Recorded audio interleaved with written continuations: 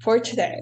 I'll try to explain things the best I can, but it's pretty, I guess, vocab heavy again. So feel free to stop me and ask questions anytime.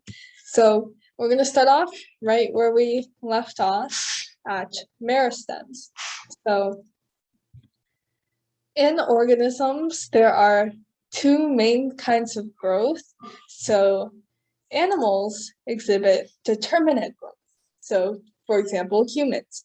After humans go through puberty in like middle school or something, when they get to adulthood, they just don't keep growing. There's a point where they stop growing. That's called determinate growth. But unlike animals, plants have indeterminate growth. So most plant organs do. So this means that they can just keep on growing as long as they have the necessary resources. So some plant organs, however, don't exhibit indeterminate growth. They have determinate growth. And these are like leaves, thorns, flowers. That's why after time they wilt.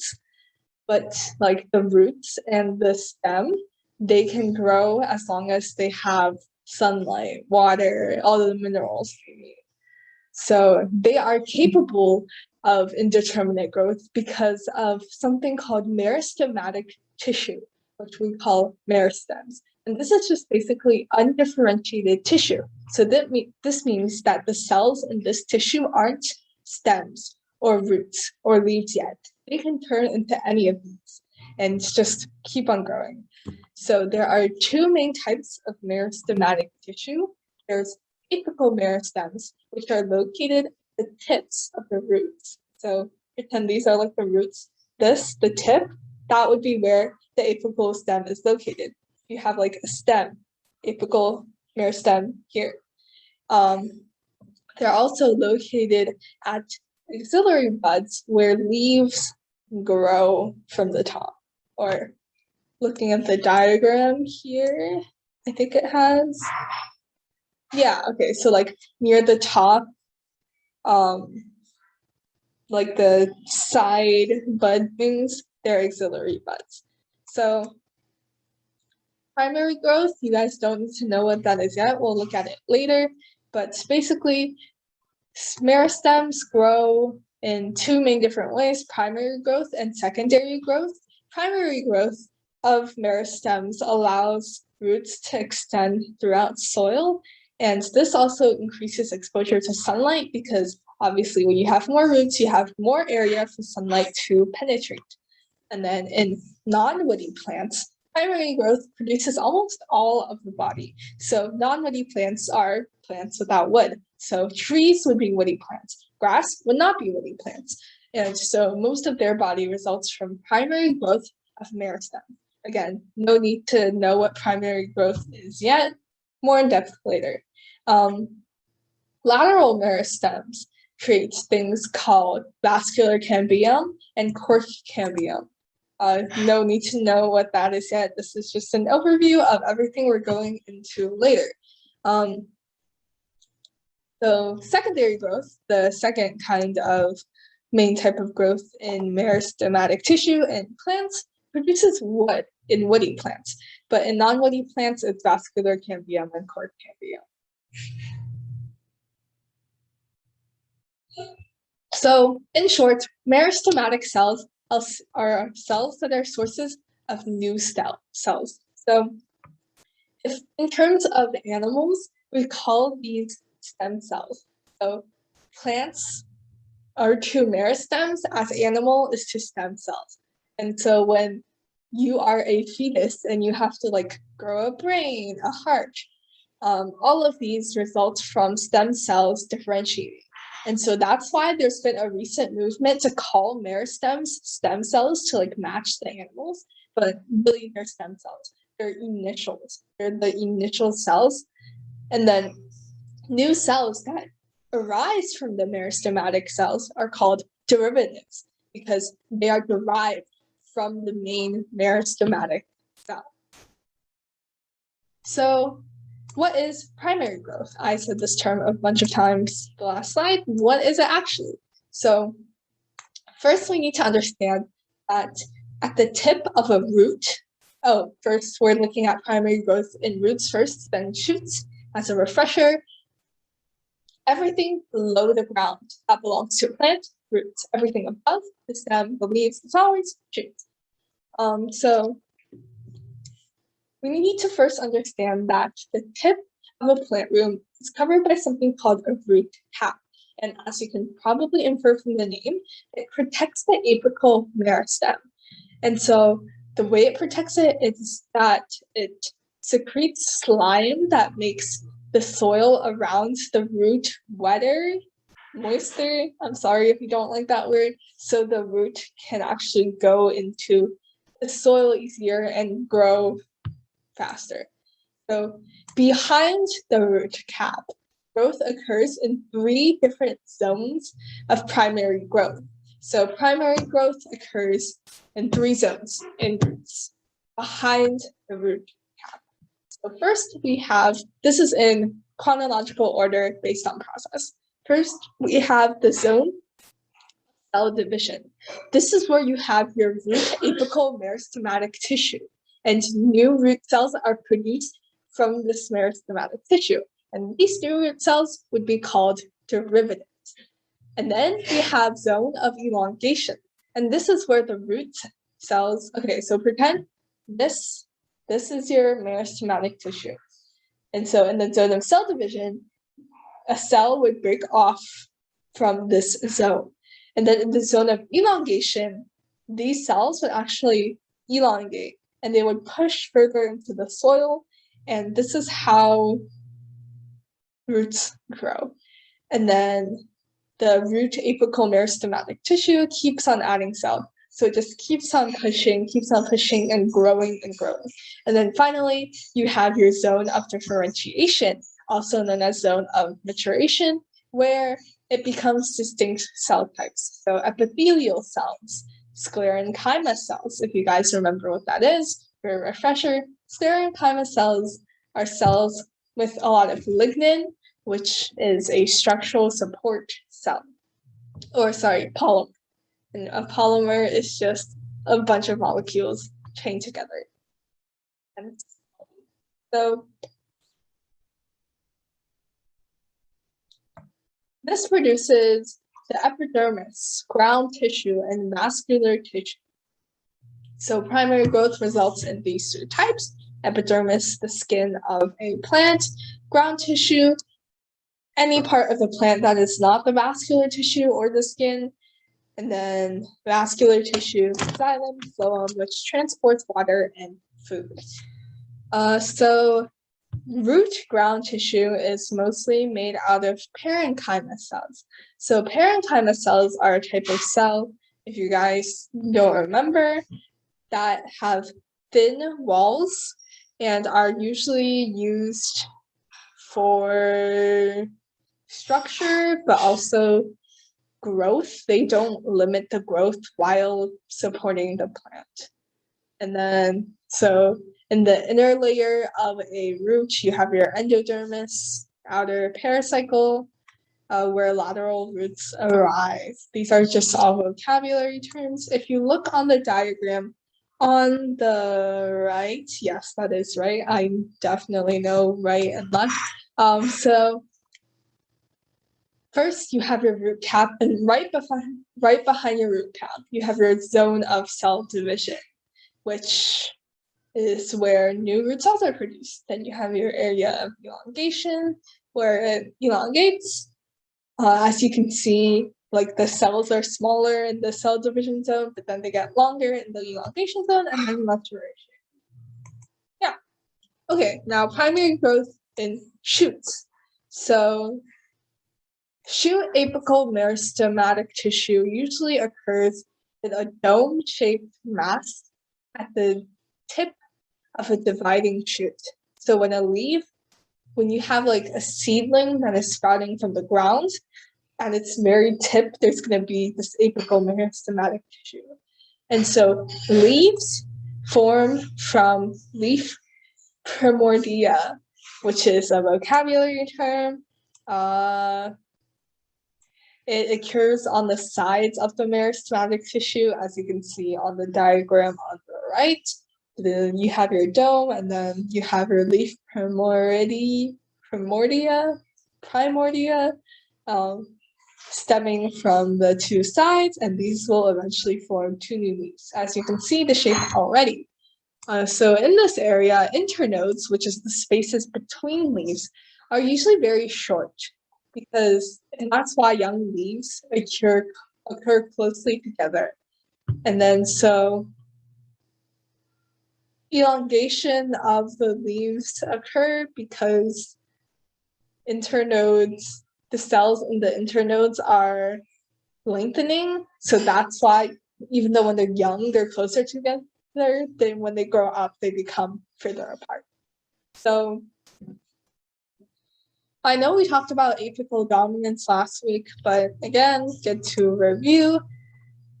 Primary growth also occurs in axillary buds, which are buds on the side, but as long as there's the apical bud, the axillary buds, growth will be inhibited because all the resources are advantageous to be transported to the apical bud because that's the bud closest to sunlight and can get the most resources. So, okay. In monocots, such as grasses, meristematic activity actually occurs at the bases of stems and leaves. And so because of this, so we call it intercalary meristems. And so that's why when you mow a lawn, leaves can actually regrow. So grasses are actually flowers, but they don't have the petals. So it's just like the stem or leaf blade. And then so when you cut through it, the meristems can regrow. And that's why grass has to be cut like every few hours or else you'll get buried in grass. All right, so the second type of growth that we will be looking at is secondary growth. So secondary growth is responsible or occurs in the lateral meristems. So lateral again means horizontal of stems and roots of woody plants. And so this kind of growth is rare in monocots. And again, a type of monocot would be a grass, as the last bullet says. Oh, okay. So vascular cambium. What does that mean? Well, it's a cylinder of meristematic cells.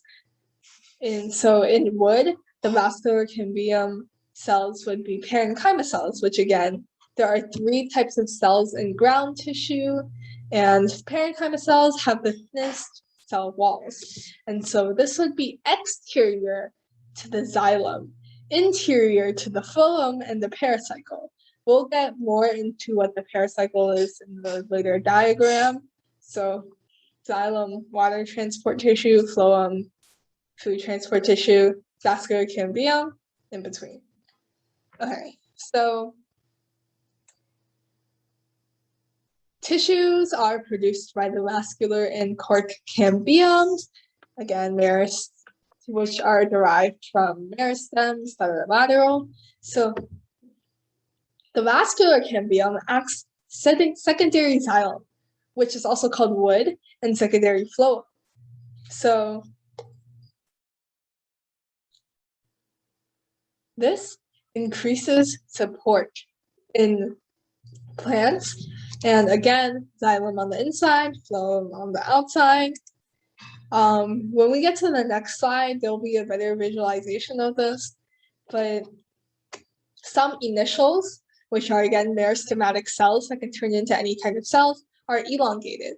And so they actually form tracheids, vessel elements, fibers, etc., which are different cell types. And tracheids, vessel elements, they help the xylem transport water. But then you also have shorter initials, shorter cells that can form vascular rays. We'll see what vascular rays are in the diagram in the next slide. Parenchyma cells that connect the secondary xylem and phloem.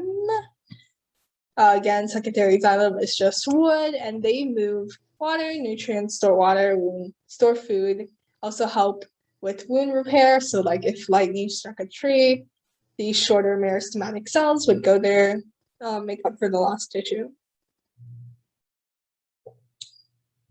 The cork cambium adds a thick layer of wax cells that prevent against invasion from like bugs, and also it helps water loss.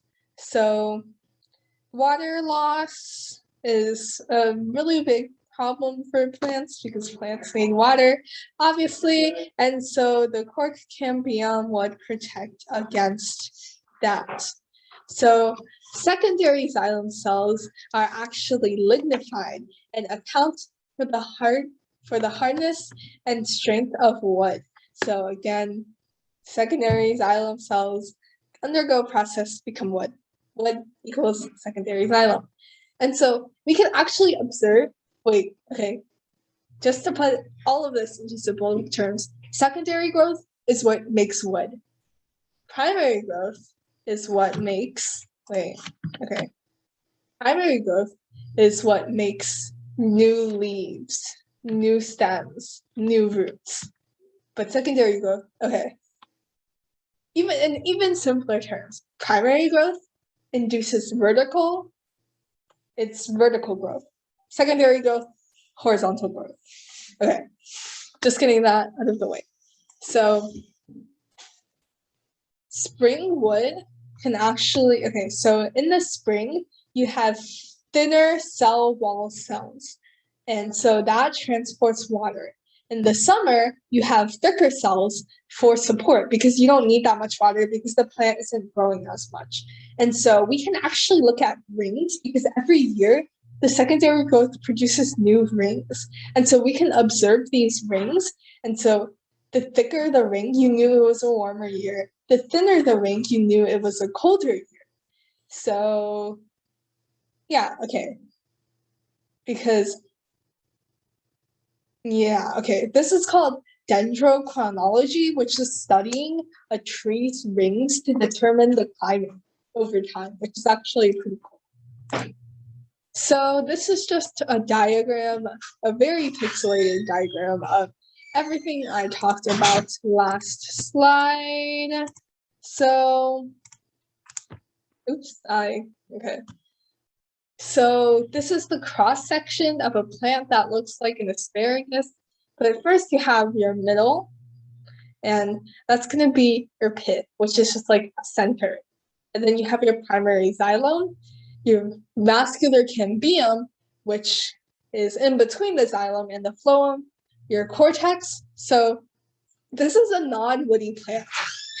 And that's why there's no, this diagram right here, there's no wood yet. That's why there's no secondary xylem or secondary phloem. And so, growth occurs like that. You see different rings formed, so on. Okay, I'm just gonna stop here for a second. Did that make sense? Okay, honestly, probably didn't make sense, but are there any immediate questions?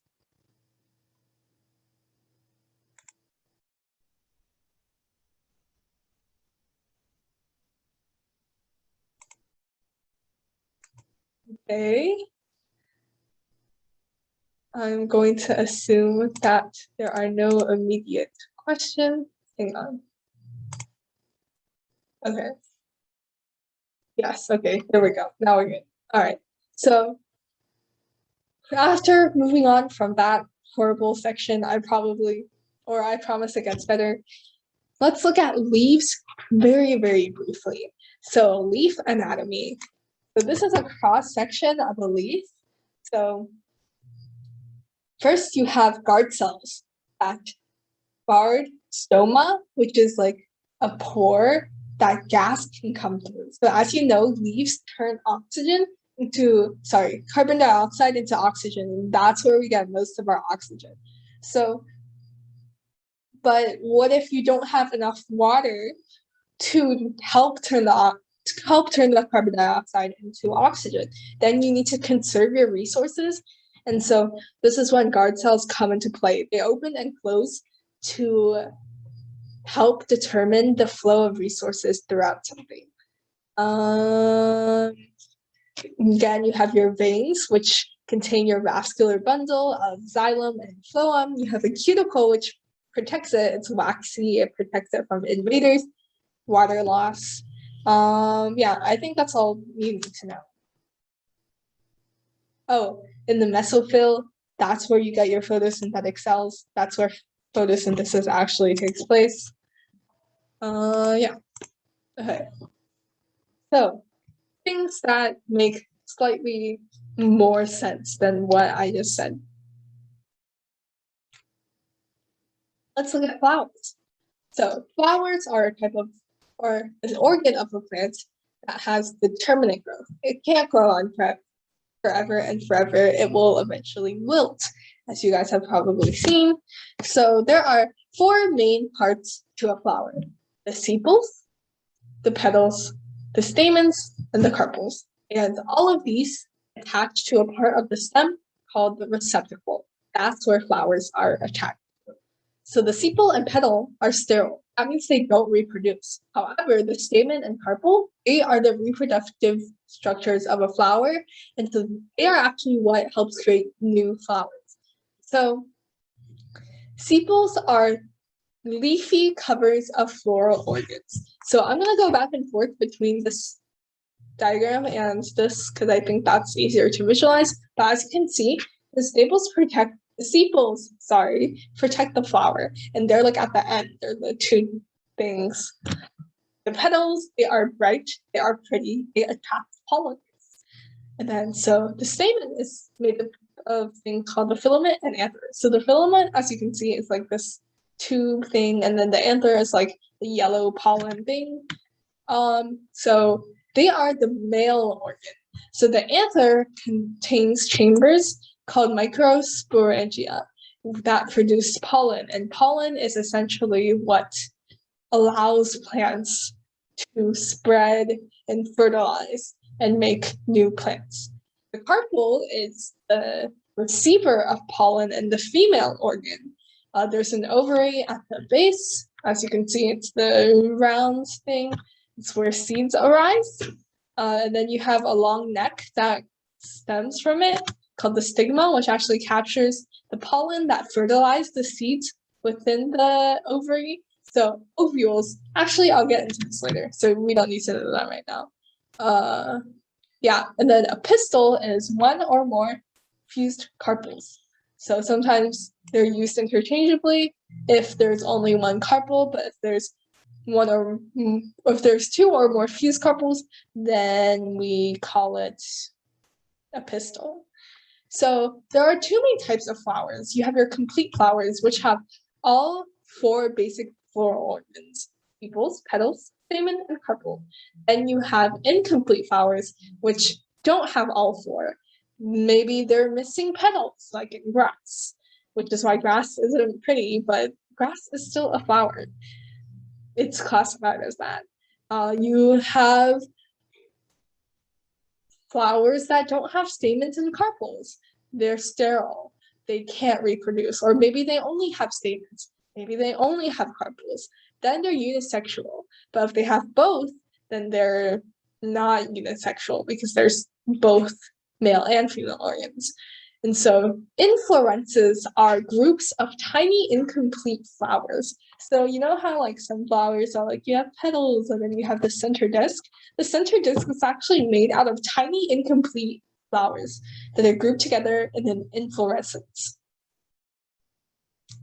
Again, parts of a flower and their uses, which is good. Nothing I don't think we didn't cover. The stylus, the protection of the stigma, yeah. Okay, this part, very vocabulary heavy. Please stop me anytime, like, pretty please. If something doesn't make sense, then tell me. So, male gametophyte development. To first understand what a gametophyte actually is, because I don't even know what a gametophyte is exactly, but you know how we have life cycles? We go from baby to slightly less babyish to like teen to adult to old person. Plants also have this thing, except theirs is special because their life cycle is called alteration of generation. Hi, William. What's up? Why'd you say hi? But hi. Okay. Yeah. Anyway, so plants alter between two life stages. You have your sporophyte and your gametophyte. William, you're going to have to be more specific. Okay. So sporophytes are sporophytes are the non-sexually reproducing stage. So yeah, gametophytes are basically like the sexual stage where they reproduce with like one another.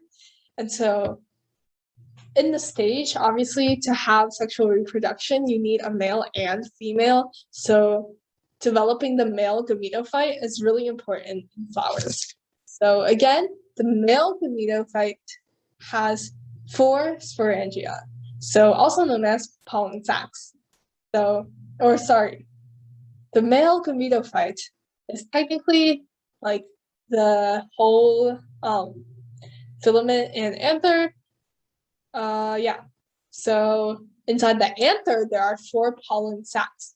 And inside these 4 pollen sacs, there's even smaller microsporocytes, which give rise to the microspores.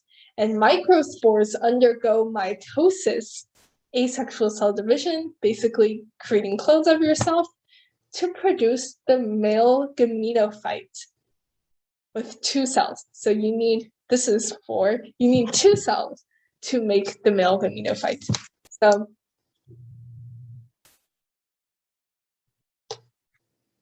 again, gametophyte is sexual stage in a plant life cycle. And so these 2 cells plus the spore wall make a pollen grain. And pollen grains get spread miles and miles away so that this plant's genes reaches really, really long distance. And so what exactly is a spore wall? It's a tissue made out of material produced by microspores and the anther. And each plant species has a unique spore wall pattern, which can be used to differentiate between plant species. So microsporangia then break open, releases pollen, gets spread, gets fertilized. Yay, new plants. Do we have any questions?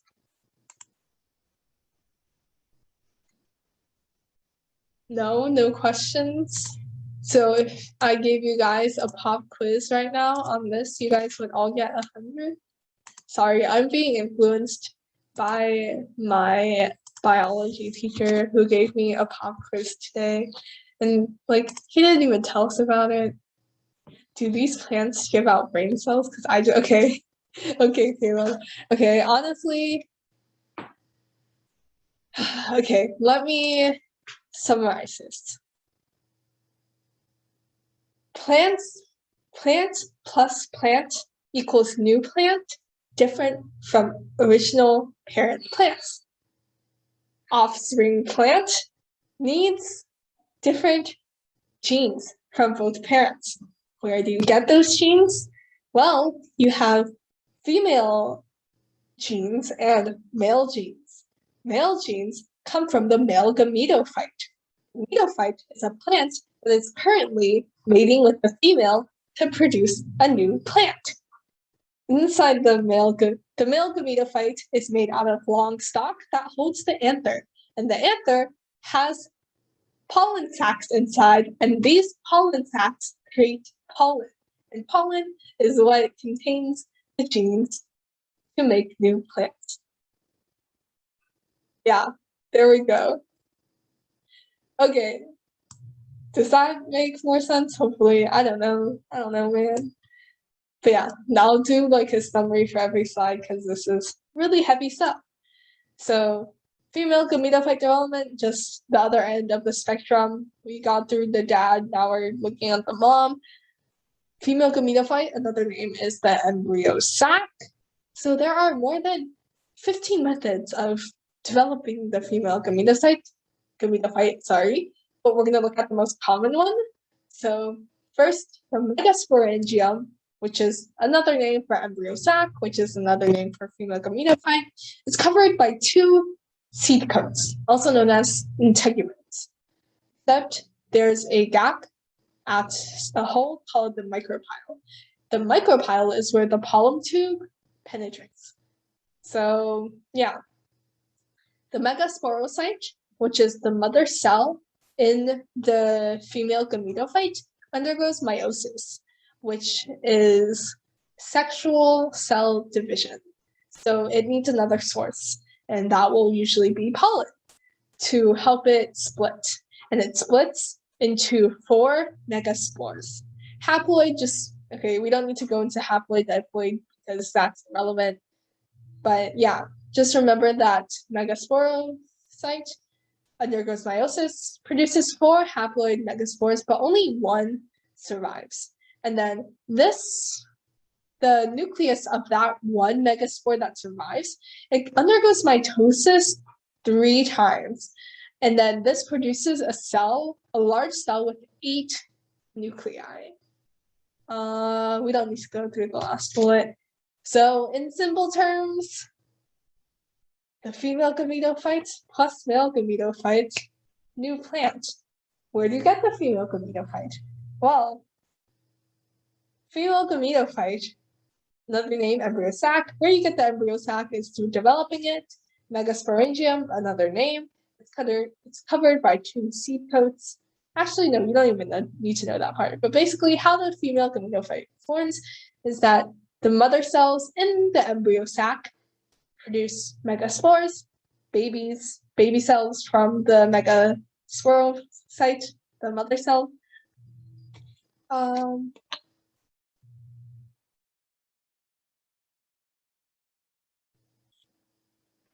Sorry, my voice just died. Okay. Anyway, we back. Yeah.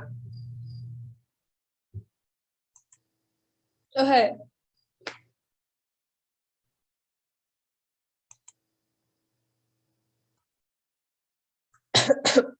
So I'm gonna skip through this because honestly, I don't think this is important, and you guys are probably dying from the vocabulary. Okay. I have been speaking for 40 minutes straight, and I need water to survive, and I don't have water, so I'm dying.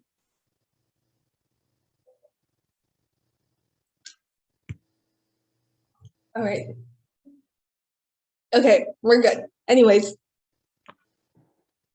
I'm gonna just skip this and look at this. Again, I'm literally put in the title. You're probably wondering what in the world did I say, because this is really complicated stuff that is just very vocab heavy. Probably don't need to know it. Yeah. Basically, seeds are protected by coats.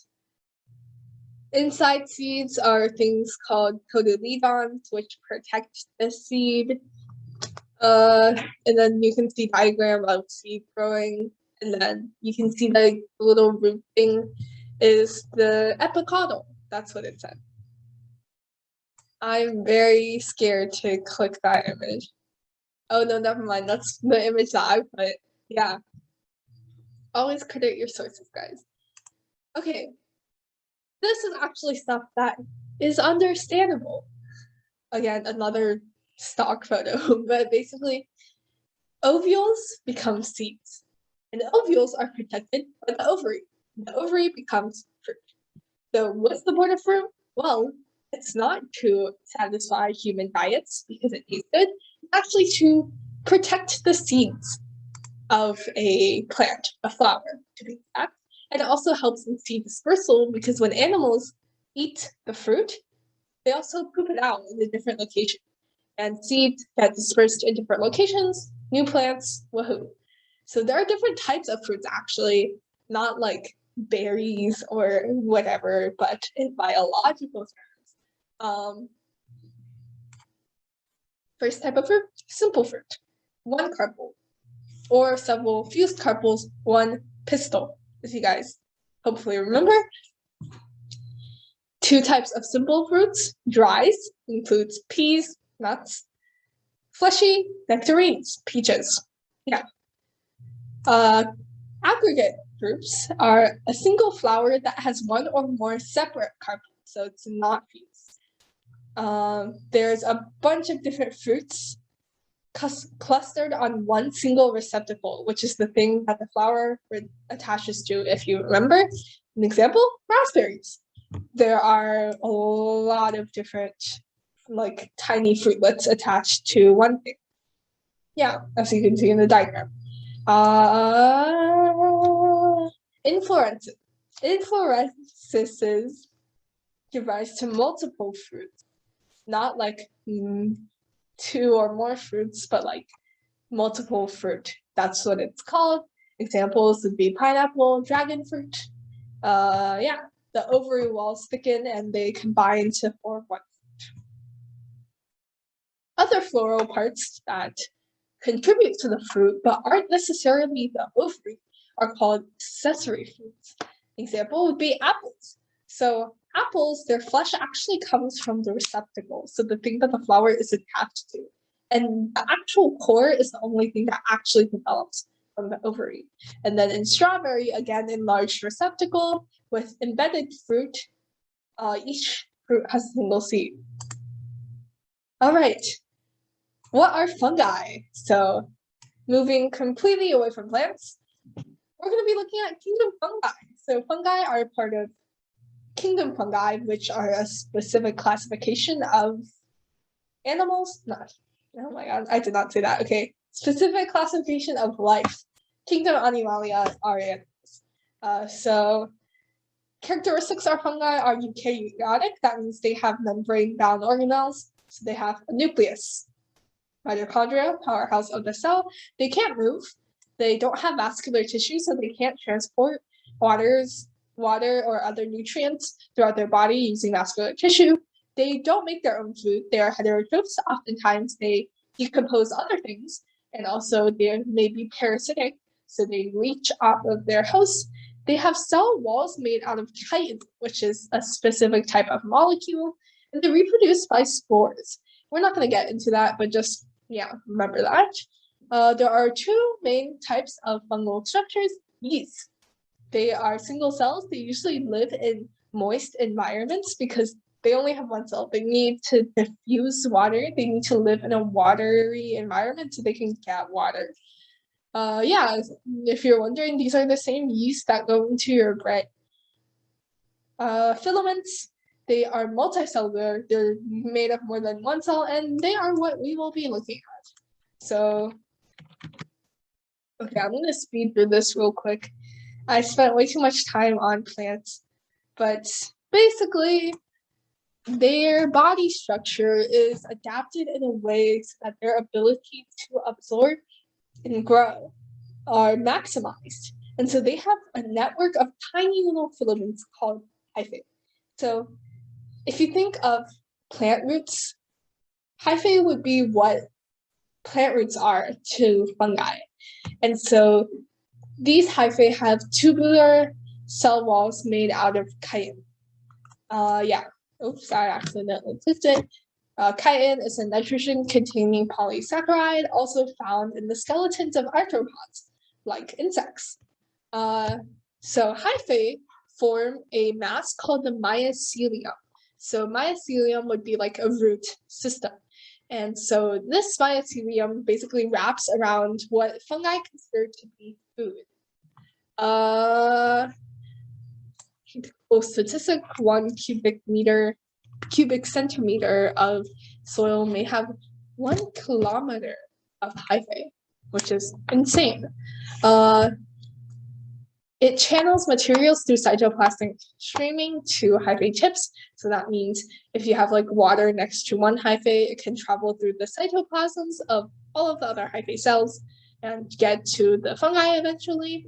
Fungi are really focused on expanding the length of their hyphae and not actually the thickness because they want to reach more stuff. They don't care about stuff that they can already reach. they want more nutrients, more resources. And hyphae are developed or divided by cross walls called septa. And so septa allow ribosomes, mitochondria, nuclei to flow from cell to cell, sharing organelles. Fungus among us, insane. Nice. Okay. So if a fungi doesn't have septa, it's called coenocytic. And it's just a mass of cytoplasm with hundreds, even thousands of nuclei. And this results from nuclear division without cytokinesis. So this is, you have one cell, you have nuclei splits into two, and then usually when you have two nuclei, the one cell also divides into two cells. So each cell has one nuclei, except this time it doesn't divide. It's just one cell with two nuclei, and that repeats, and that's how you get so many nuclei. Yeah. Diagram, how you see the hyphae, you see the mycelium. Representation of septa and coenocytic. Specialized hyphae, this is our last slide. Yes, it is. Okay, I'm gonna speed run this. So there are specific types of specialized hyphae. Again, hyphae are like roots. So Historia are hyphae that can extract or change nutrients from plants. So plants and fungi are oftentimes found together because they share a mutualism, and this mutualism, this relationship, is called mycorrhizae. Mutualism is when both organisms benefit from the exchange. So the fungi improve the delivery of minerals and phosphate to plants, which plants need to grow because hyphae are more efficient than roots. There are two types. Ectomycorrhizal, it's when the hyphae doesn't go into the plant. Our vascular mycorrhizal, that's when it actually goes into the plant cells. Almost all vascular plants have mycorrhizae. They're just necessary. Yeah. Okay. That was a lot of info, but hopefully we can review.